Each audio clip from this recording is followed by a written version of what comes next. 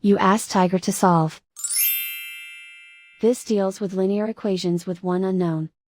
The final result is x equals -8. Let's solve it step by step. Simplify the expression. Expand the parentheses. Simplify the arithmetic.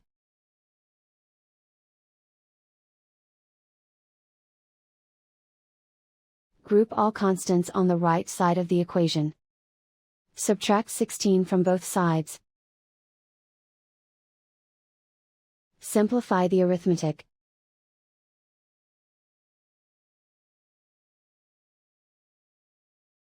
Isolate the x. Divide both sides by 6. Simplify the fraction. Find the greatest common factor of the numerator and denominator.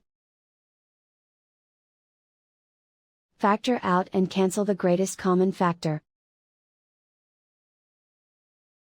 And so the final result is x equals -8.